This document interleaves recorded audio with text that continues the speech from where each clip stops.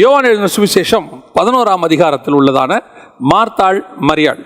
இந்த மார்த்தாள் மரியாளை பற்றி நிறைய விஷயங்கள் நம்ம படிச்சிருக்கிறோம், நிறைய காரியங்கள் கேட்டிருக்கிறோம். ஆனால் இந்த ரெண்டு பேருக்கும் உள்ள ஒரு மிகப்பெரிய டிஃப்ரென்ஸ், நிறைய பேர் என்ன சொல்லுவாங்கன்னா, அவங்க வேலை பார்த்துக்கிட்டு இருந்தாங்க, இவங்க பாதத்தில் உட்காந்துருந்தாங்க, எடுபடாத நல்ல பங்கு தெரிஞ்சுக்கிட்டாங்க, எல்லாம் உண்மைதான், அதில் எந்த மாற்று கருத்தும் இல்லை. ஆனால் மார்த்தாள் இடத்துல ஒரு ஜெபம் இருந்தது, மரியாள் இடத்துல ஒரு ஜெபம் இருந்தது. ஆனால் ஜெபம் ஒன்று தான், அந்த ஜெப முறை தான் வேறு. அதுதான் நான் சொல்ல வரேன் இன்னைக்கு. இப்போ யோவான் எழுதின சுவிசேஷம் 11ஆம் அதிகாரத்தில் 21வது வசனம், மார்த்தாள் இயேசுவினிடத்தில் வந்து, ஆண்டவரே, நீர் இங்கே இருந்தீரானால் என் சகோதரன் மரித்திருக்க மாட்டான் அப்படின்னு சொல்றாங்க. லாசரு மரித்து போய்விட்டார், கல்லறையில் அடக்கம் பண்ணப்பட்டாகிவிட்டது, 4 நாள் ஆயிடுச்சு. இயேசு அதற்கு பிறகுதான் அந்த கிராமத்துக்கு வராரு. இப்போ இயேசு வந்தார் என்று கேள்விப்பட்டு மார்த்தாள் இயேசுகிட்ட ஓடுறாங்க. ஓடி போய் அவரை பார்த்து பணிஞ்சு கொண்டு அடுத்து அவங்க சொல்றாங்க, ஆண்டவரே, நீர் இங்கே இருந்திருப்பீரானால் என் சகோதரன் மரித்திருக்க மாட்டான். இப்போ இவங்க பேசி முடிச்சுட்டாங்க. இயேசுக்கும் இவங்களுக்கு நடுவில் ஒரு பெரிய கான்வர்சேஷனே நடக்குது. இயேசு சொல்றாரு, நீ தேவனிடத்தில் கேட்டுக்கொள்வது எதுவோ அதை தேவன் உனக்கு தந்துடுவார் என்று அறிந்திருக்கிறேன் என்றால், அடுத்து உன் சகோதரன் உயிர்த்தெழுந்திருப்பான் என்றார். இப்படி நிறைய பெரிய கான்வர்சேஷனே நடக்குது.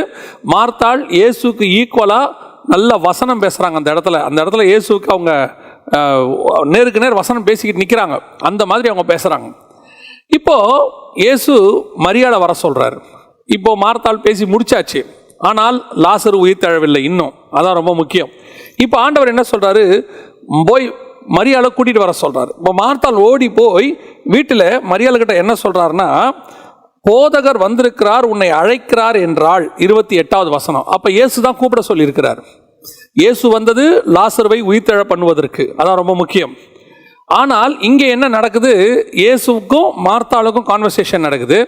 மார்த்தாள் ஒரு ஜெப குறிப்பு வைக்கிறாங்க, ஆண்டவரே, நீர் இருந்திருப்பீரானால் என் சகோதரன் மரித்திருக்க மாட்டான். இப்போ இயேசு பேசுறாரு. பேசி முடிச்ச பிறகு மரியாளை கூட்டு வர சொல்றாரு. இப்போ இந்த அம்மா ஓடி போய் மரியாளை கூட்டிட்டு வராங்க. மரியாள் வந்து என்ன சொல்றாரு, நல்ல கவனிங்க, அவங்க சொல்ற வார்த்தையை பாருங்க. 32வது வசனம், இயேசு இருந்த இடத்தில் மரியாள் வந்து அவரை கண்ட உடனே அவர் பாதத்தில் விழுந்து, ஆண்டவரே, நீர் இங்கே இருந்தீரானால் என் சகோதரன் மரித்திருக்க மாட்டான் என்றாள். சேம் பிரேயர், ஒரே ஜெபம். ஆனால் இதுக்கு என்ன ரிசல்ட் அப்படின்னு பார்த்தீங்கன்னு சொன்னா, உடனே அவனை எங்கே வைத்தீர்கள் என்றார். ஆண்டவரே, வந்து பாரும் என்றார்கள். இயேசு கண்ணீர் விட்டார். ஆட்டோமேட்டிக்காக அதுக்கப்புறம் உயிர்த்தெழுதல் நடக்குது. லாசர் உயிரோடு எழுப்புறார். ஒரே பிரேயர் தான். மார்த்தாள் செய்ததும் அதே பிரேயர் தான், மரியாள் செய்ததும் அதே பிரேயர் தான். ரெண்டு பேரும் வந்து சொல்றாங்க, நீர் இருந்திருப்பீரானால் சகோதரன் மரித்திருக்க மாட்டான். ஆனா மார்த்தாள் சொன்னபோது அந்த ஜெபத்திற்கு பதில் வரவில்லை. இன்னும் சொல்ல போனா லாசரு உயிரோடு கூட எழுந்திருக்கவில்லை, நோ ரிசல்ட். மரியாள் சொன்னபோது அங்கே இயேசு அவகிட்ட அடுத்து ஒரு வார்த்தை கூட பேசல. மரியாள் கிட்ட, நீ கவலைப்படாத, உன் சகோதரன் உயிர்த்தெழுவான், எதுவுமே பேசவே இல்லை. அவர் உடனே ஆவியிலே கலங்கி இயேசு கண்ணீர் விட்டு அவனை எங்கே வைத்தீர்கள் என்று சொல்லி கேட்கிறார். அப்போ மார்த்தாளுடைய பிரேயருக்கும் மரியாள் பிரேயருக்கும் என்ன டிஃபரன்ஸ், இதுதான் ரொம்ப முக்கியம். நீங்க கொஞ்சம் நல்லா கவனிச்சு பாருங்க. இதுல மரியாள் தான் பாதத்தில் உட்கார்ந்துருந்தவங்க. நியாயமா இயேசு பேசுனது மொத்தத்தையும் கேட்டவங்க யாருன்னா மரியாள் தான். அப்போ மார்த்தாளை விட அதிக வசனம் யார் பேசியிருக்கணும், மரியாள் தான் பேசியிருக்கணும். ஏன்னா இவங்க தான் நிறைய கேட்டிருக்கிறாங்க, அவங்க வேலை பார்த்துக்கிட்டு இருந்தவங்க. ஆனால் இந்த இடத்துல இந்த சம்பவத்தில் நீங்கள் பார்த்தீங்கன்னா மரியாளை விட மார்த்தாள் நல்ல வசனம் பேசுகிறாங்க, நல்ல ஆழமான சத்தியங்களை பேசுகிறாங்க. கடைசி நாளில் அவன் உயிர்த்தெழுவான் என்று நான் விசுவாசிக்கிறேன், எவ்வளோ பேட்ட வார்த்தை பாருங்க. அப்படி இருக்கும்போது மார்த்தாளுடைய ஜெபத்திற்கு பதில் கிடைக்கவில்லை. ஆனால் மரியாள் ஒன்றும் பேசவில்லை. அதான் ஒரே ஒரு பிரேயர் தான், நீங்கள் இருந்திருப்பீங்கன்னா ஆண்டவரே அவன் மரிச்சிருக்க மாட்டான். அப்போ ஏன் மரியாளுடைய பிரேயருக்கு பதில் கிடைச்சிச்சு? இந்த இடத்துல நல்லா கவனிச்சு பார்த்தீங்கன்னா மார்த்தாளுக்கும் அந்த பிரேயர் இருக்கு. ஆனால் மார்த்தாளுடைய பிரேயர் எப்படிப்பட்டதுன்னா, அது ஒரு இன்ஃபர்மேஷன் மாதிரி தான். அந்த பிரேயரில் டெப்த் இல்லை. அவங்க அழலை, அவங்க அதை பற்றி கவலைப்படலை. ஆனால் அவங்க கவலை இருக்குது, நீங்கள் தப்பாக புரிஞ்சிடக்கூடாது, கவலை இருக்குது. ஆனால் அவங்க அதுலேருந்து தேறி வந்துட்டாங்க. ஒரு பிரேயர் ரெக்வஸ்ட் இருந்துச்சு, நீங்கள் இருந்திருந்தீங்கன்னா அவன் செத்துருக்க மாட்டான், ஆண்டவரே இப்போ செத்துட்டான், சரி பரவாயில்ல, இவங்க அடுத்த ஸ்டேஜுக்கு வந்துட்டாங்க. ஆனால் மரியாளால் அடுத்த ஸ்டேஜுக்கு வரவே முடியல. வீட்டில் அவள் அழுது கொண்டிருந்தாள். அந்த 11ஆம் அதிகாரத்தில் நீங்கள் போய் பார்த்தீங்கன்னு சொன்னால், மரியாள் வீட்டில் என்ன பண்ணுறான்னா, அப்பொழுது வீட்டிலே அவளோட கூட அவளுக்கு ஆறுதல் சொல்லி கொண்டிருந்த யூதர்கள். அப்படின்னா என்ன அர்த்தம் அப்படின்னு கேட்டிங்கன்னா, அவள் வீட்டில் உட்காந்து அழுதுகிட்டே இருக்கிறான். லாசருடைய மரணத்திலிருந்து அவள் இன்னும் வெளியே வரலை. இந்த இடத்திலிருந்து தான் அந்த பிரேயர் வருது. மார்த்தாளிடத்திலிருந்து அந்த பிரேயர் வந்ததுக்கும், மார்த்தாளுடைய இருதயத்துக்குள்ள இருந்து அந்த பிரேயர் வந்ததுக்கும், மரியாளுடைய இருதயத்துக்குள்ள இருந்து அந்த பிரேயர் வந்ததுக்கும் என்ன டிஃபரன்ஸ்னா, மார்த்தாளுடைய இருதயத்திலிருந்து அந்த பிரேயர் வரல, அது அவ வாயிலிருந்து வந்துச்சு. நீங்க இருந்திருப்பீங்கன்னா அவன் செத்துருக்க மாட்டான், ஆண்டவரே பரவாயில்ல, நவ் ஐம் ஓகே, நான் தேறிட்டேன், நான் உயிர்த்தெழுத நாள்லேருந்து அதை நான் பெற்றுக்கொள்கிறேன், பரவாயில்லங்கிற இடத்துக்கு அவங்க அடுத்த ஸ்டேஜுக்கு வந்துட்டாங்க, ஆறுதல் அடைந்து விட்டார்கள்னு சொல்லலாம். ஆனால் இன்னும் மரியாளால் ஆறுதல் அடைய முடியவில்லை. மரியாள் பேசுறாங்க, ஒரு வார்த்தை இயேசு பேசல, அடுத்த வார்த்தை கேட்கிறாரு, அவனை எங்கே வைத்தீர்கள்? இதுதான் ஒரு பிரேயருடைய மிக முக்கியமான விஷயம். பல நாட்களாக நீங்கள் ஜெபித்துக் கொண்டிருக்கிறீர்கள், ஆனால் அதே நேரத்தில் மற்றவர்கள் ஜெபிக்கிற ஜெபத்திற்கு பதில் கிடைக்கிறதை நீங்கள் கேட்கிறீர்கள். நிறைய சாட்சி, நிறைய ஊழியக்காரங்க கூட சொல்றாங்க. ஆனால் நீங்கள் அதே காரியத்துக்கு தான் ஜெபம் பண்றீங்க. அது என்ன வேணாலும் இருக்கட்டுமே, உலக பிரகாரமான ஆசீர்வாதமாக கூட இருக்கட்டுமே, என் பிள்ளை பேரா கூட இருக்கட்டுமே, அல்லது ஏதோ ஒரு வழக்குக்காக வாதுக்காக, எதுக்கு நீங்க ஜெபம் பண்றீங்க? உலக பிரகாரமா இல்ல ஆவிக்குரிய விதத்தில் கூட வச்சுக்கோங்களேன், கீழானவைகள் மேலானவைகளுக்கு நீங்க ஜெபம் பண்றீங்கன்னு வச்சுக்கோங்க. அப்படி இருக்கும்போது அவர்களுக்கு அந்த ஜெபம் அவங்க சொல்லுவாங்க, நம்மகிட்ட சாட்சி சொல்லுவாங்க, நாங்கள் இந்த காரியத்துக்காக ஜெபம் பண்ணோம், ஆண்டவர் எங்களுக்கு பதில் தந்தார். ஆனால் அதே காரியத்துக்கு ஜெபிக்கிற நமக்கு அந்த பதில் வரவில்லை. பல நேரங்களில் நமக்கு இது சந்தேகமா இருக்கு. ஒரு இடத்துல நம்ம ஃபெட்டப் ஆயிடுறோம், நம்ம ஜெபம் பண்ணலாம் ஒன்றும் பதில் கிடைக்காதுங்க, நம்மளும் ஜெபம் பண்ணி பார்த்துட்டோம், இதுக்கு மேலே பதில் கிடைக்காது. ஆனால் அதே பிரேயரை இன்னொருத்தர் செய்யும் போது அவர்களுக்கு கிடைத்திருக்கிறதே. இன்னைக்கும் சாட்சி சொல்றாங்களே, என்ன அப்படின்னா, உங்க பிரேயர் எதிலிருந்து வருகிறது, அதோடு நீங்கள் எந்த அளவுக்கு ஒன்றி போய் இருக்கிறீர்கள். கிடைச்சாலும் பரவாயில்ல, கிடைக்காவிட்டாலும் பரவாயில்ல அப்படின்ட்டு சிலர் கேட்குறாங்கன்னு ஜெபம் பண்ணுவாங்க. நான் இப்போ ஒரு உதாரணம் சொன்னா உங்களுக்கு தெரியும். நிறைய ஊழியர் இடத்துல நீங்க போய் ஜெபிக்க போறீங்க இல்லையா, நிறைய ஊழியர்கிட்ட போறீங்க. அப்படி ஊழியர்கள்ட்ட நீங்கள் போகும்போது ஒரு சில ஊழியர்களுடைய அதற்கு நீங்க சொல்ற ஜெப குறிப்புக்கு அவங்க ஜெபம் பண்ற விதத்துக்கும் மற்றவர்கள் ஜெபம் பண்ற ஜெபத்துக்கும் டிஃபரன்ஸ் இருக்கும். சிலர் நீங்கள் சொல்லுகிறதை அப்படியே எடுத்துக்கொண்டு தங்கள் இருதயத்தின் ஆழத்திலிருந்து அந்த பிரச்சனையை தன் பிரச்சனையா எடுத்துக்கிட்டு அவங்க ஜெபம் பண்ணுவாங்க. நான் போன வாரம் கூட ஒரு விஷயத்துக்காக ஒருத்தர் என்னை சந்தித்தார்கள். அப்பொழுது அந்த தாயார் சொன்னதான ஒரு சாட்சி, அவர்களுக்கு 2 பிள்ளை இறந்து போய்விட்டது. இப்பொழுது அவர்களுக்கு பிள்ளையே கிடையாது. அடுத்து அவர்கள் ஒரு ஊழியக்காரரை சந்திக்க போகிறார்கள். அந்த ஊழியக்காரர்கிட்ட அப்பாயின்மெண்ட் கிடைக்கிறதே கஷ்டம். அவர்கிட்ட கேட்குறாங்க, அப்பாயின்மெண்ட் கிடைச்சிருச்சு. போகிறாங்க. அவர் இவங்களை பார்த்த உடனே, இந்த அம்மா முகத்தில் இருக்கிற சோகத்தை பார்த்த உடனே அவர் பார்த்த உடனே கேட்குறாரு, என்ன நடந்துச்சு அப்படின்னு. அவங்க சொல்கிறாங்க, 2 பிள்ளைகளும் எங்களுக்கு பிறக்கும் போதே இறந்துருச்சு, எங்களுக்கு இனி பிள்ளைக்கு வாய்ப்பு இல்லைன்னு டாக்டர் சொல்கிறாங்க. அந்த மாதிரி அவங்க ஏதோ ஒன்று சொல்கிறாங்க. இப்போது அந்த தேவ மனிதன் அழுகிறார், இருதயத்தின் ஆழத்திலிருந்து அழுகிறார். ஏறக்குறைய அரை மணி நேரத்திற்கு மேலாக அவர் ஜெபிக்கிறார். ஜெபத்தில் அவரும் அழுகிறார், அந்த தாயாரும் அழுகிறார். இதில் பெரிய ஆச்சரியம் என்ன தெரியுமா, அவரை அழைத்து கொண்டு போன அவர் கணவர் இருக்கிறார். அவர் கணவர் அழவில்லை. இது கடந்த சில நாட்களுக்கு முன்பாக எனக்கு சொல்லப்பட்ட சாட்சி. அந்த கணவர் அழவில்லை. அந்த கணவர் இந்த ஊழியக்காரரை பார்த்து ஆச்சரியப்படுகிறார். இவர் எப்படி நம்ம பிரச்சனைக்கு இவ்வளோ அழுகுறாரு? இவர் பிள்ளை இறந்ததை அடுத்த மார்த்தாளை போல சகஜமாக எடுத்துக்கொண்டார். ஆனால் அந்த தாயாரால் எடுக்க முடியவில்லை. அந்த தாயார் அழுகிறாள், எனக்கு ஒரு பிள்ளை வேண்டும், இருக்கிற 2 பிள்ளையுமே இறந்துருச்சு, எனக்கு பிள்ளை வேணும் என்று. ஆனால் அந்த தேவ மனிதன் அந்த பிரச்சனையை தன் பிரச்சனையாக எடுத்துக்கொண்டு அழத் தொடங்குகிறார். அரை மணி நேரத்திற்கு மேலாக அவர் அழுகிறார், கண்ணீர் விட்டு. அழுது முடிக்கும் போது அவருக்குள்ளிருந்து தேவன் ஒரு தீர்க்க தரிசன வார்த்தையை சொல்லுகிறார், அடுத்த வருஷம் இதே நாள் நீங்கள் என்னை சந்திக்க வரும்போது உங்கள் கையிலே ஒரு குழந்தை இருக்கும், கர்த்தர் சொல்லுகிறார். இதுதான் ஜெபத்திற்கு பதில் பெறுகிற முறை. நீங்கள் இருதயத்திலிருந்து உங்கள் இருதயம் உடைந்து கண்ணீரோடு கூட கேட்கப்படுகிற எந்த ஜெபத்திற்கும் தேவன் பதில் தராமல் போகவே முடியாது. அவர் அதை தட்டிவிட்டு போகவே மாட்டார். நான் உங்களுக்கு சொல்லுவேன், தேவனிடத்துல பெருமை உள்ளவனை ஆண்டவர் தூக்கி போட்டிருக்கிறார், எதிர்த்து நிற்கிறவனை தூக்கி போட்டிருக்கிறார். ஆனா தன் காலை பிடிச்சுக்கிட்டு அழுகிறவனை அவரால் தாண்டி போகவே முடியாது. ஏன் இந்த இடத்துல அவரால் தாண்ட முடியல தெரியுமா?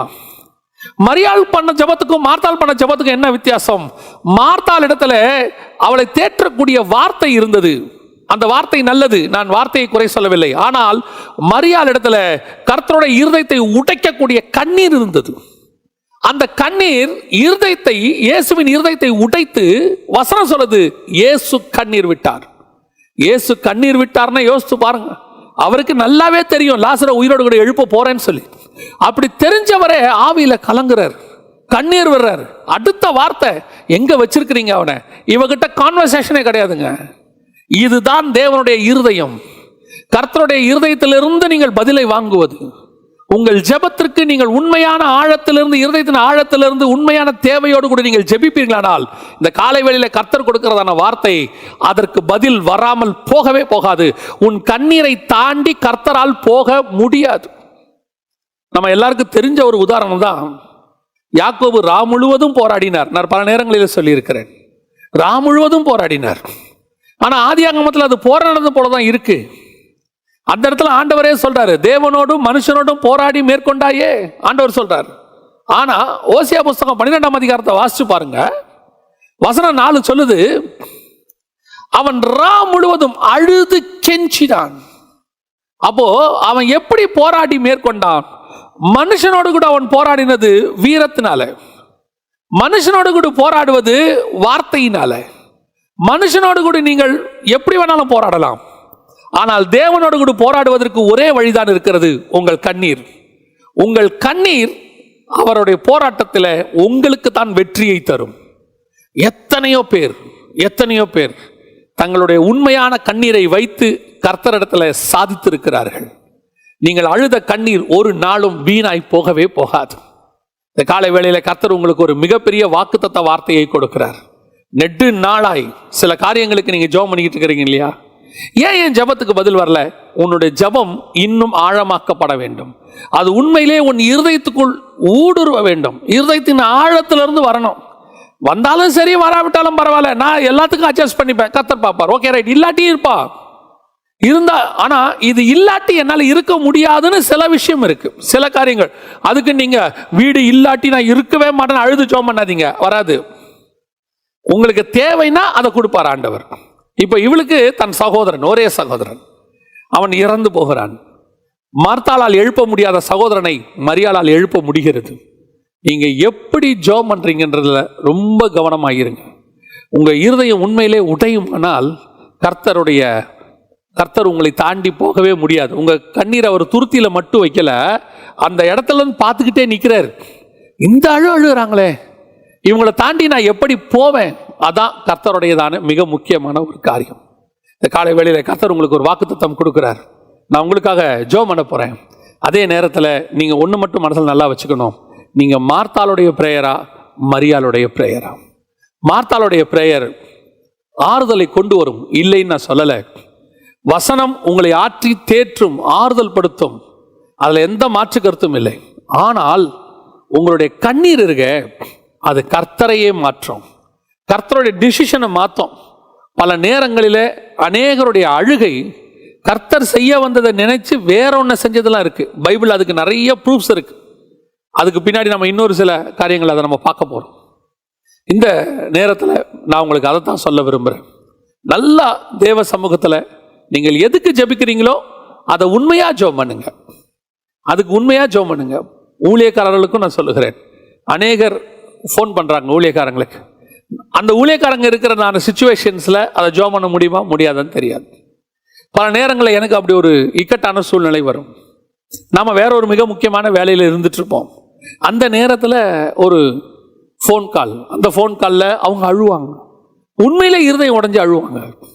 நம்மளால அந்த அழுகையை தாண்டி போகவே முடியாது. இப்போ இங்கே ஒரு முக்கியமான வேலையில் இருப்போம், ஃபோனை எடுத்துருவோம், வேற வழி இல்லை, இப்போ இந்த வேலையை நிறுத்தவும் முடியாது.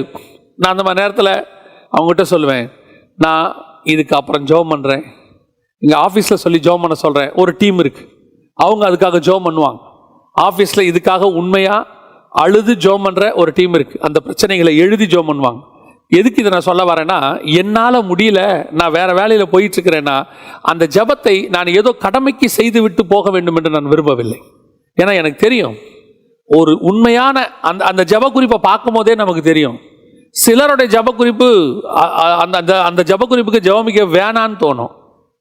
சிலர்லாம் ஃபோன் பண்ணி சொல்லுவாங்க, இந்த ஜாதியில் இந்த மாதிரி எனக்கு ஒரு மருமக வேணும், நீங்கள் தான் எங்களுக்காக எப்படியாவது ஊக்கமாக ஜெபம் பண்ணணும். நான் பண்ணவே மாட்டேன்பேன்.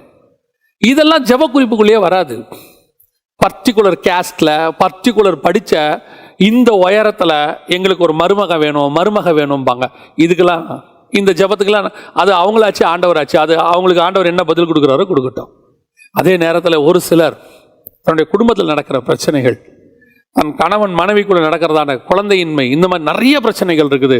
இதையெல்லாம் தாண்டி அவங்க கிராஸ் பண்ணி அதை சகிக்க முடியாமல், வாழ்க்கையை நடத்த முடியாமல், என்ன செய்யறதுன்னு தெரியாமல் ஃபோன் பண்ணுவாங்க.